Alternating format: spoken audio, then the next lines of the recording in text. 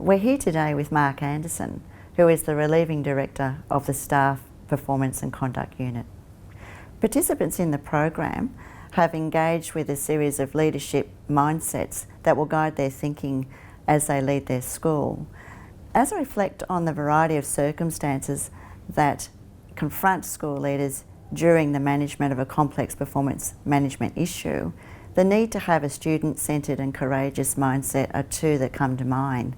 Can you share with us your perspective about why these particular mindsets are so important in the context of performance management? Joe, if the premise underneath a student-centred mindset is a relentless focus on progressing students' learning, then we need to also apply to that our knowledge of, within a school, what is the factor that has the biggest impact on student learning that we've got control of as a school leader, and that's the quality of teaching that goes on in a school. And with that in mind, how then do we address and improve the quality of teaching in our schools?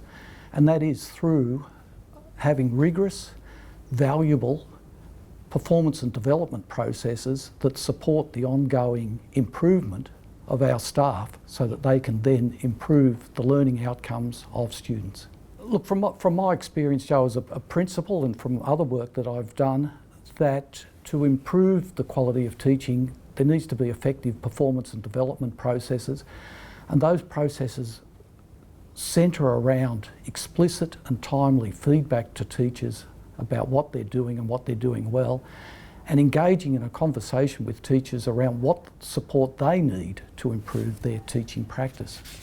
To me, good performance management is not just around addressing unsatisfactory teachers. It's around looking at our satisfactory teachers and how we make them good teachers, and how we take our good teachers and make them outstanding teachers. The courage mindset to me is about doing and putting into action and not having the fear to hold back doing what you know is necessary and what is right for students. And it can be uncomfortable at times when you need to talk about a person's performance, provide explicit feedback, and that feedback not just the positive, but of critical feedback in a way that assists the teacher to identify what the concerns are and how those concerns can be addressed. Because to me, performance management is about improvement, and that's where it needs to start. Joe, you mentioned a student-centred mindset, but spinning out of that is also around the teacher as well, that the teacher deserves to have explicit feedback about their performance, have their performance monitored, to be engaged in conversations around the support they need to become a better teacher.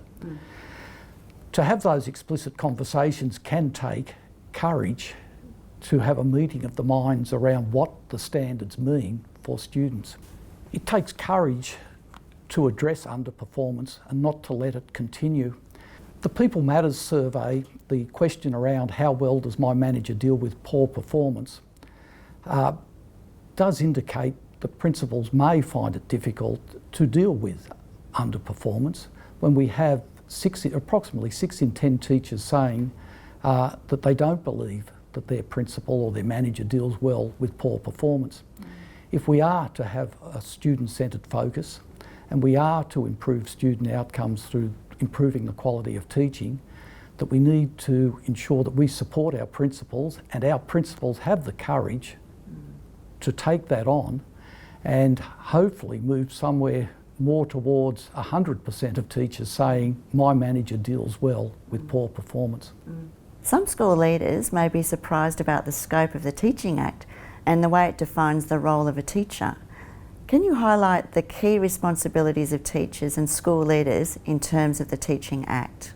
Joe, look, it sometimes surprises me that teachers are not always aware that they're employed under the Teaching Service Act 1980, and that Act outlines the responsibilities of members of the teaching service.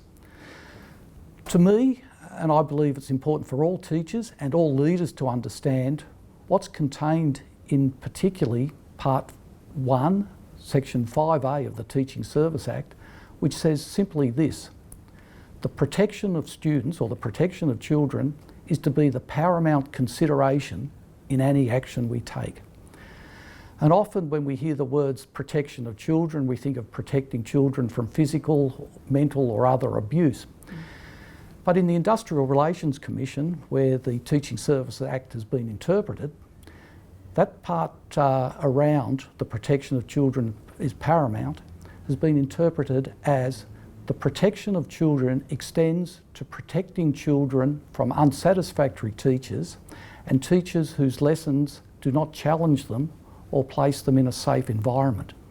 So we need to give the same urgency, the same priority to addressing underperformance as we would give to any other child protection matter, and that's a statutory requirement in the Teaching Services Act. The other parts I find interesting in the Teaching Services Act are actually around the management of performance and conduct, and again it's around that protecting the integrity and the reputation of the teaching service. And one of the factors that we know how parents judge schools, how students judge schools, is around the quality of teaching. And if we are to protect the integrity and reputation of the teaching service, then addressing underperformance, ensuring the quality of teaching that goes on in our schools is a key aspect of that.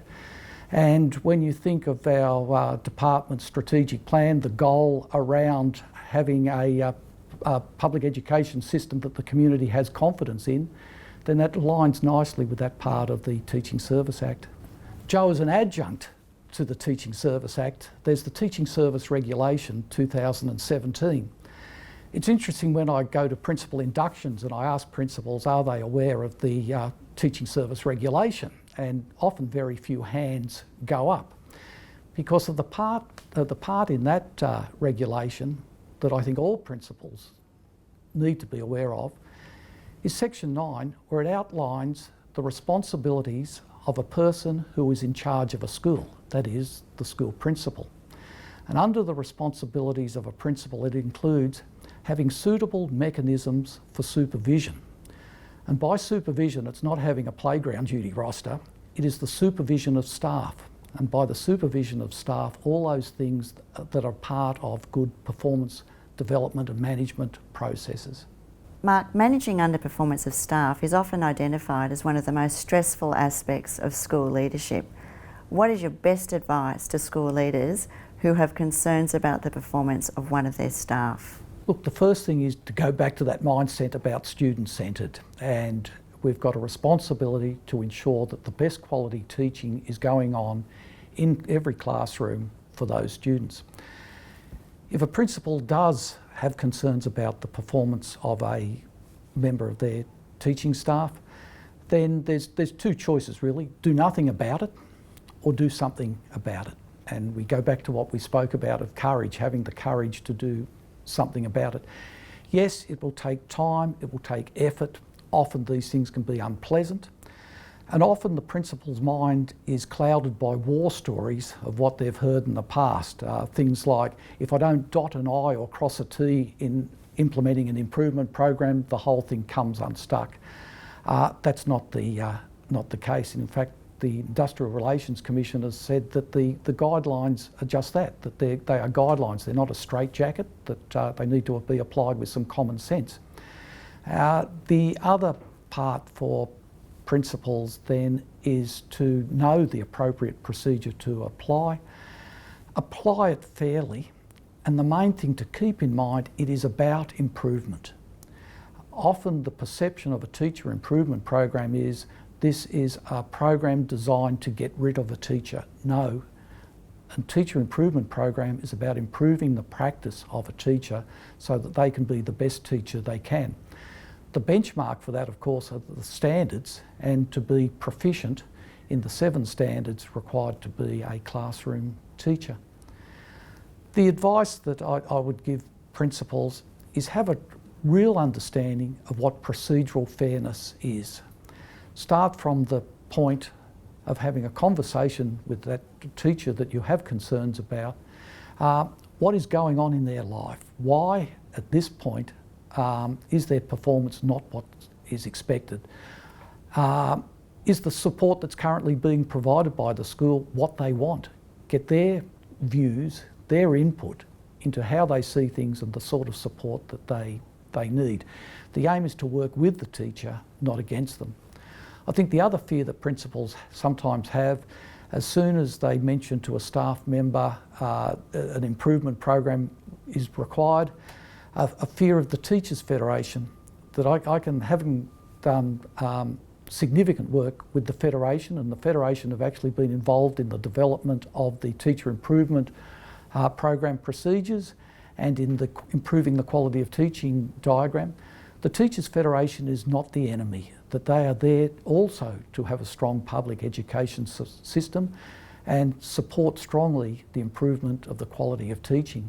So those fears that a principal may have that I'll be fighting the Federation if I don't dot an I or cross a T, there are things that can be put to one side and go on the facts. That is having a confidence to approach underperformance, being explicit about what the concerns you have with the teacher, that this shouldn't become a surprise to them, that if good performance and development processes have been in place with regular feedback, clear feedback, then the teacher should be aware that their performance is not at the point that it needs to be considered proficient. For the principal then collaborating with the teacher to bring about performance shouldn't be seen then as a stressful and fearful thing. The principal's also got to remember, as much as that they are responsible for the quality of teaching in their school, that they are not on their own, that through the Staff Efficiency and Conduct Unit, each school network, each principal has allocated to them an employee performance officer who can support the principal in interpreting and approaching a teacher improvement program. And I'll probably take another opportunity to talk to you about the Teacher Performance Management and Improvement Project, which actually provides shoulder-to-shoulder support to principals in addressing performance and development and improving the quality of teaching in schools. One of the challenges for school leaders is identifying the difference between management of issues relating to underperformance and those relating to poor conduct. What advice would you give to school leaders as they determine the best approach? Look, I'll start from a technical or the theoretical point of view first, that all department employees are subject to the guidelines for the management of conduct and performance. And just the title alone of that document shows that there are two separate ways of approaching, dealing with, defining conduct and performance. So therefore, a principal needs to be clear on the difference between what is conduct, misconduct, and what is a performance matter. Often, setting aside serious misconduct and what may be allegations of a child protection nature which are dealt with beyond the school, but often what a principal has to face is conduct which we've probably described as poor behaviour, and approaching that when poor behaviour actually disrupts the effective operation of a school. And at that point, if not before, a principal needs to take action to address and remediate that behaviour. In doing so, again, all the things that we need to do in addressing any allegation, looking for applying procedural fairness. But if it persists, that there are processes that a principal can follow to act on poor conduct. And the starting point for that would be, I would say, having a clear understanding of what is in the fair warning, fair action procedures. In relation to managing poor conduct, I'd encourage principals to go to the EPAC website, because there's a number of resources and tools around there on strategies and support and resources for managing low-level poor conduct that can become disruptive to the operation of a school. That one of the processes available to principals is the fair warning, fair action process. And I hope principals understand that that's something that they can apply in addressing low-level poor conduct. And if a principal hasn't used that before, again, going to the EPAC website, they'll find a guide there. There's also a guide to where directions need to be issued, how to write a good letter of direction, and other things to put in place, hopefully, that will prevent the need to move to a letter of direction.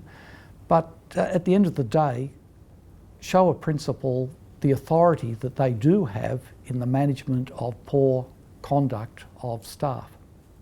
Separating the conduct out, and conduct, if it is often a one-off incident, performance is not. It's a pattern of behaviour, a pattern of unsatisfactory delivery of what one is required to do as part of their role. And if we look at the context of a classroom teacher, the underperformance not demonstrating proficiency in terms of the standards. That there are, the starting point for addressing underperformance is, of course, is the performance and development framework.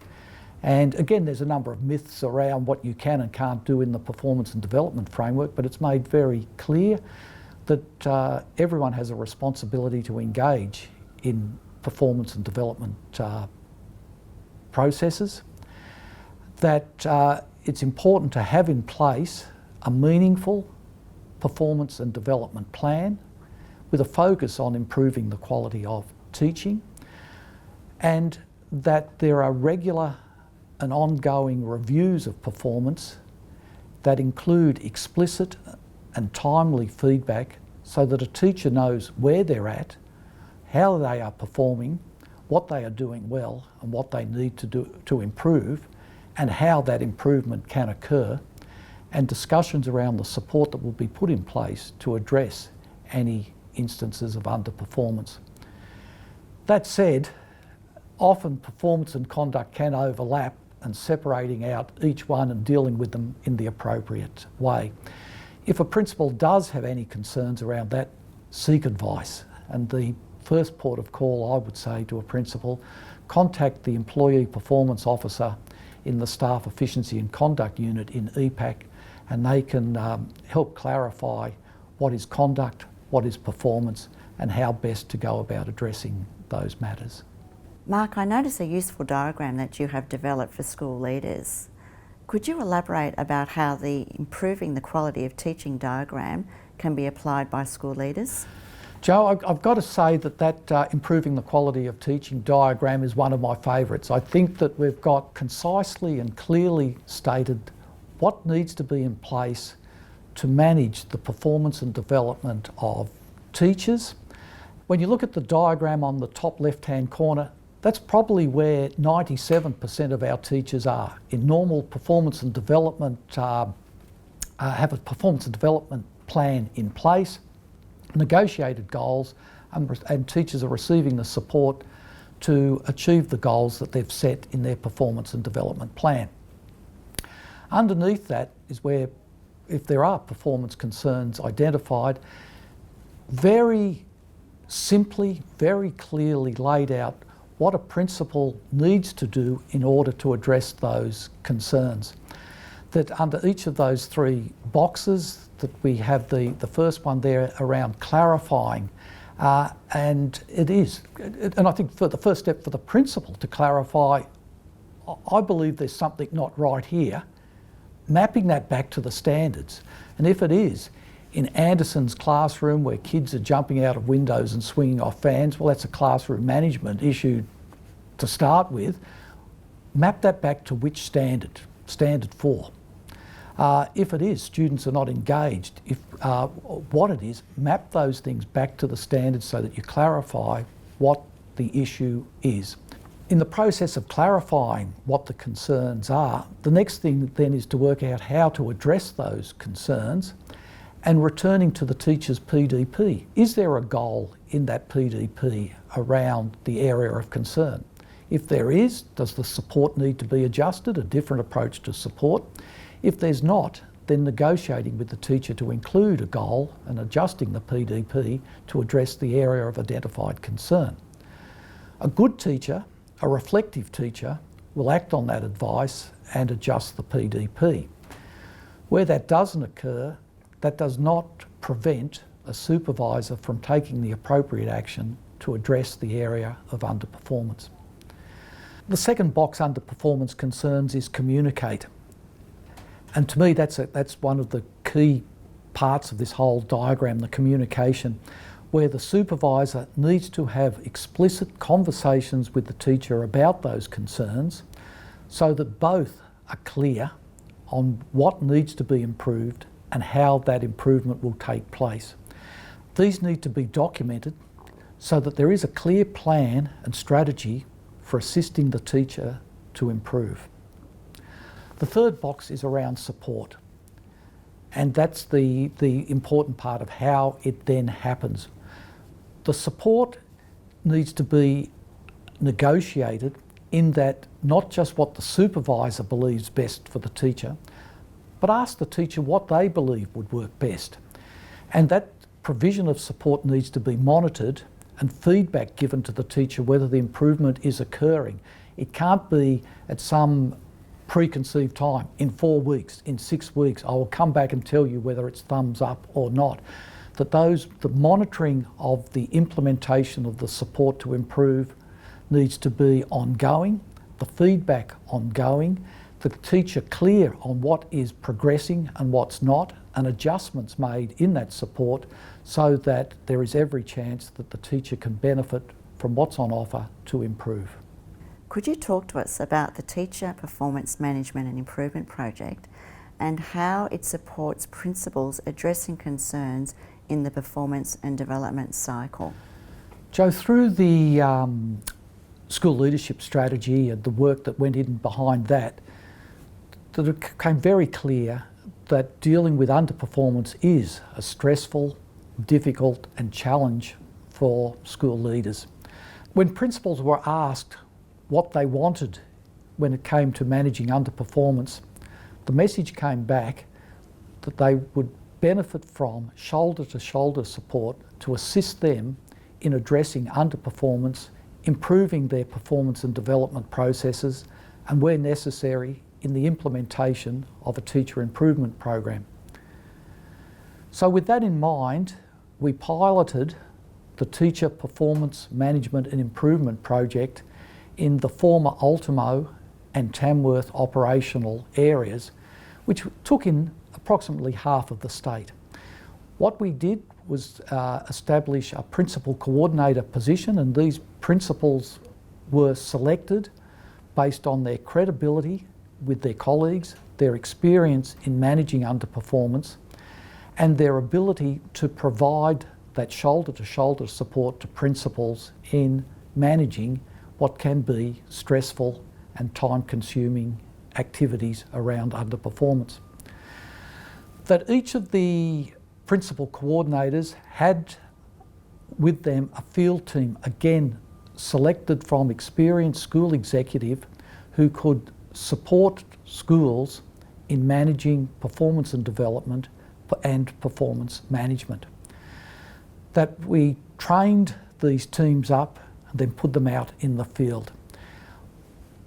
The part that excited me was when the evaluation came back from that, and the 87% of principals rated the service they received from the TPMI team as excellent, and the next 10% rated as very good or good. So we had 97% of principals saying this is just the support they needed. That when we then looked at what were the results of principals having received that support, where a performance matter was addressed by the principal with the support of the TPMI team, 37% of those teachers improved. And I think that was a great result. And what it does show to principals, if you've got that courage mindset, if you've got that student-centred focus, and that you're going to do something about the quality of teaching and have the courageous or the difficult conversation with a teacher who's underperforming and provide the support, you've got a 1 in 3 chance that that teacher will improve. And that's a great result for students and a great result for the teacher. But what we also found coming out of that it did lead to a number of improvement programs being implemented, and the feedback from principals that through the support of the TPMI team, it took a lot of the stress and heat out of it, a lot of the fear out of it, because for many principals they'd never implemented a teacher improvement program before, and it gave them to the confidence to apply the procedures that are required in a fair, a transparent and supportive way to deal with underperformance.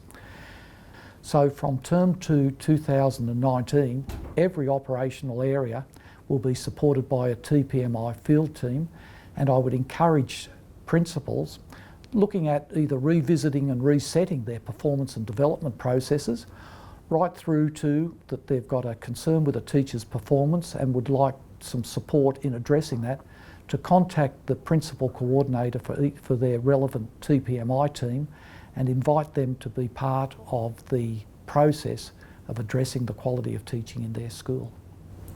Mark, thanks so much for your time today and for all your work supporting public education. It's really valuable. It's my pleasure. Thank you, Jo.